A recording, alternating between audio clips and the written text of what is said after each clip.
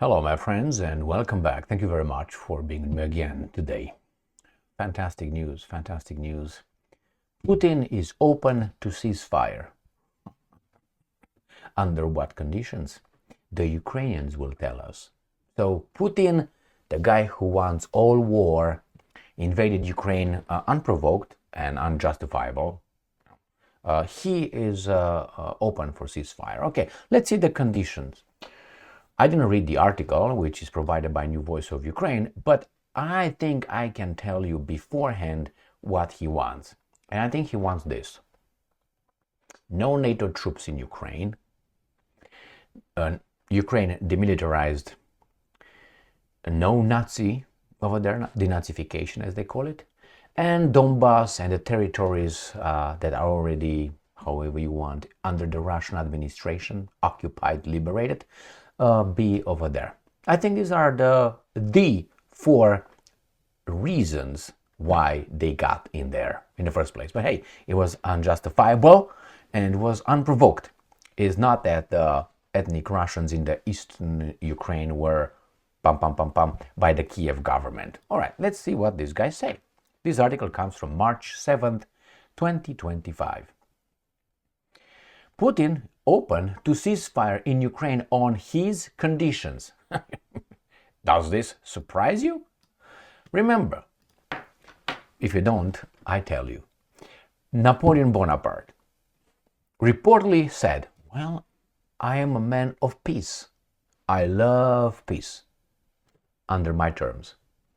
We all love peace unless it's done under our terms or acceptable terms. That is, you negotiate and say, okay, these are my terms. And if you don't find a common denominator, it's not going to be peace.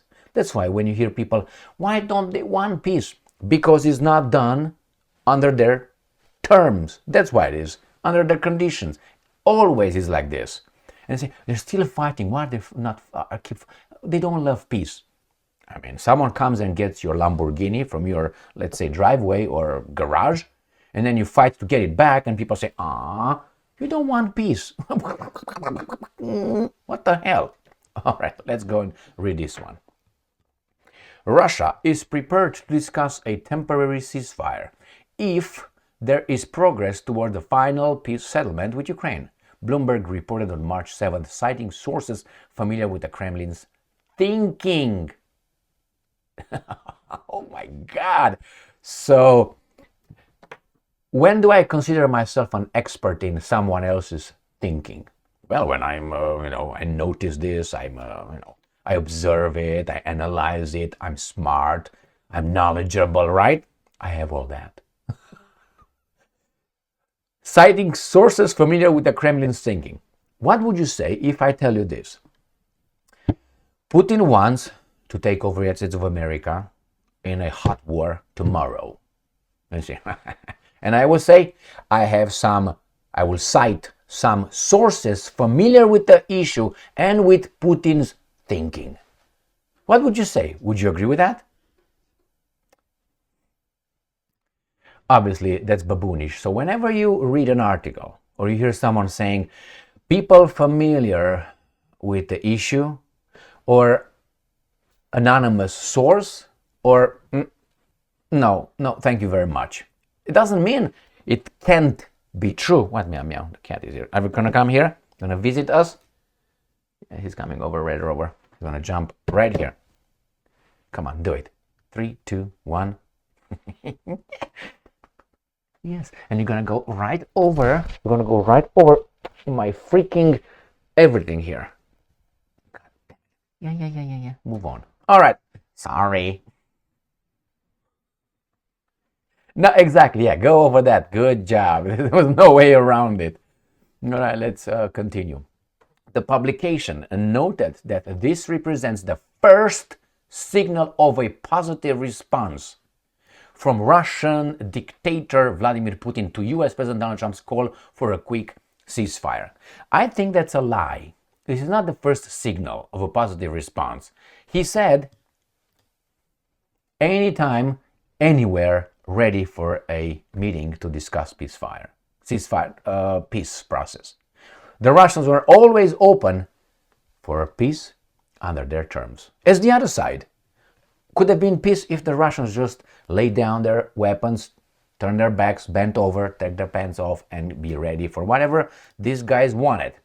Senior officials from Russia and the United States discussed the proposal in Saudi Arabia. We already got that one. Sources added that the Kremlin would insist on defining the parameters of a future peacekeeping mission and on coordinating with the countries that would help enforce the truce. That is a lie, partly lie. You know, but half-truths are some of the biggest lies. You lie by omission. That means you want to make this point. This is your goal. This is your thesis. And the information is this. This much information is available. But you pick and choose from this information to this information, and you make your point, hoping that the people, so that's omitting out of this, this much. You take only this much out of it. And you hope that the audience doesn't know anything about the rest. That's by omission. That's the easiest way. And if they say something, I say, yeah, but you omitted it. Oh, I didn't know. I have the information at that time, or something like that. All right. That's one way to look at it. And the other one, obviously, is by twisting things up, by giving a flavor, that is, an interpretation. Yes, the Russians could be open to, as they say here, peacekeeping mission in Ukraine, but they clearly said NATO is out, so the Western baboons are out. So probably they will be okay with Indian troops, maybe with Chinese troops, with Iranian troops, maybe with North Korean troops, maybe with, I don't know, things like this. So again, they are lying by omission and by interpretation. They give you the information. They could be for peacekeeping troops right here. But what kind? They're not going to give you the details because that destroys exactly what they said previously. Russia stated it would not allow NATO troops previously on Ukraine territory and rejected proposals from European countries to form a coalition of the willing to monitor any peace. So this previously. Oh, did they change that now? At the same time, sources said Russia does not object to forces being deployed to Ukraine by neutral or ostensibly neutral countries such as China. Great. That's exactly what I said. Thank you very much. They were truthful in this one. Earlier, on March 7, Ukrainian Foreign Ministry spokesperson Georgy Tykhy that Kyiv will propose a gradual ceasefire to U.S. officials at the upcoming meeting in Saudi Arabia next week. The Ukrainian proposals previously outlined by President Zelensky. Okay, where are the conditions? The title is what? What? Where is the information? So this is an article coming from these guys, and don't tell us. It's just the peacekeeping. So they want, the Russians will not accept foreign troops in Ukraine, especially NATO. I mean, the main point was NATO out of Ukraine. Now it's going to have these guys de facto and de jure in Ukraine. It's going to invite the troops that they try to keep out for ceasefire mission or peacekeeping mission. That's not going to happen. I mean, the Russians, might be this and that, but they're not stupid. That defeats the purpose. And the other guys really think that that's acceptable. After all, it's the European continent. You try to pull on Putin a Gaddafi. You know what happened with the Gaddafi? You try to do the same thing to that guy. And now you're our partners. The Russians called these guys partners. Again, it's someone who attacks you. So yes, let's say yesterday you were okay with this guy. Okay, did business. The next day, and you call him a partner. The next day he shows up with a knife trying to in your eyes. And you defend yourself and you smack the guy. And while doing all this, you still call them partners, they used to call them. And then they stopped in the past, 7 months or so. And then now you stopped him, you bloody the guy, and you call him again partner? The same guy who tried one time? Nevertheless, I told you, the conditions on a ceasefire, the ceasefire is not going to be, the ceasefire will be done after the peace process ends.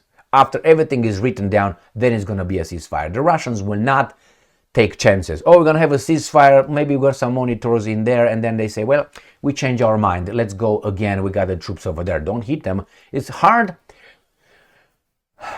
to accept the lack of something. Let's say lack of this. If you don't have it, it's harder if you already were given it. So let's say you have a car. You don't have a car. I don't have a car, man. I wish I have a car. Well, I wish I have a car. And then someone gives you a car. Wow, celebration. Or you buy a car. And you celebrate. Fantastic. And then the next day, someone takes that car away. Or you don't have any more. Now, that's the problem. You'll be more hurt. The pain is going to be greater because you already had it than before when you didn't have it. So the same here. Once you get the guys in Ukraine, it's going to be harder to say now get the fuck out because you broke the Ukrainians broke the ceasefire, let's say, if they did it. They're going to say, no, we're already here. Make me. Remember how the Persians told, allegedly, the 300 Spartans? Spartans, lay down your weapons. And what did Leonidas say? Come and get them. The same this guy's going to say, you come and get us out. It's going to be harder now. All right, I didn't get what the hell is going to be the monitoring. So these baboons here think that first is going to be troops over there, probably China is going to enforce the ceasefire. So let's say the groups in Ukraine will say, well, you know what, we don't like what's going on here. Well, they broke the ceasefire. Let's say they accuse the Russians. What will the Chinese do over there? Fight the Ukrainians? Fight the Russians? What will they do? And besides, if you accept the Chinese to be in there, do you think the Europeans and the Americans will not say, well, how come you are over there? We should be over there too.